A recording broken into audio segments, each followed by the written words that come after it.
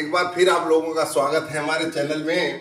आज हम आपके सामने एक ऐसा प्रकरण प्रस्तुत कर रहे हैं जिसे देखकर वास्तव में आप मान लेंगे कि गणित बहुत ही चमत्कारिक विषय है और इसकी तुलना किसी अन्य विषय से नहीं की जा सकती। देखिए, इसमें क्या है कि आप बच्चों से 1 से लेकर के 9 के बीच में बच्चों से कहिए कि आप 1 से लेकर के 9 के बीच में कोई संख्या लीजिए। तो मान लीजिए बच्चा 1 से लेकर 9 के बीच में कोई संख्या 8 लिया है।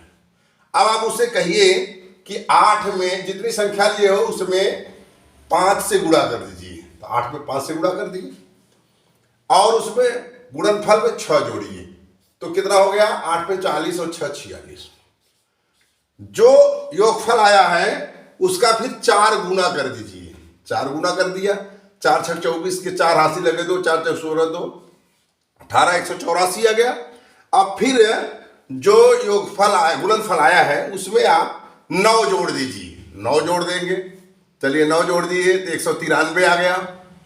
अब फिर इस योगफल में 5 से गुणा कर दीजिए। 5 ते 15 के 5, 5 9 45, 1 46 के 6, हाथी लगे 4, 5 के 5 4 9। अब जो गुणनफल आया है उसमें से 165 घटा दीजिए। 165 घटाएं, 0 0 8 आया। जो शेष फल आया है उसमें 100 से भाग दे दीजिए। जो उत्तर आएगा वही संख्या वह बच्चा लिया था। इस बात को अच्छे से समझिए। आप किसी बच्चे से कहिए कि 1 से लेके 9 के बीच या 9 तक कोई संख्या ले। मान लीजिए वो बच्चा 8 लिया। अब आप उससे कहिए जो संख्या लिए हो उसका 5 गुना करके उसमें 6 जोड़ दीजिए। बच्चा ने कर दिया इतना, देख लीजिए। फिर कहेंगे आप कि योगफल में 4 से गुणा कर दीजिए। योगफल में 4 से गुणा किया तो इतना आ गया, देखिए 184। फिर जो प्राप्त हो रहा है उसमें 9 जोड़ दीजिए।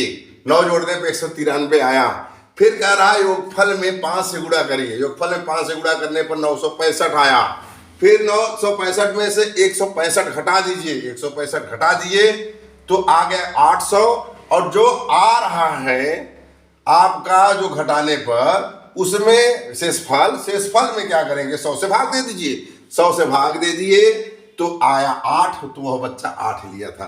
आप इसको अन्य संख्याओं को लेकर भी बच्चों को समझा सकते हैं कि ऐसे होगा। बच्चा ही करेगा कैलकुलेशन, आप जो है बस उसके प्रक्रिया को फॉलो करने के लिए कहेंगे और वो बच्चा करेगा और अंत में आप उसको बिना संख्या पूछे आप उसका उत्तर बता देंगे। देखिए, है ना चमत्कारिक विषय।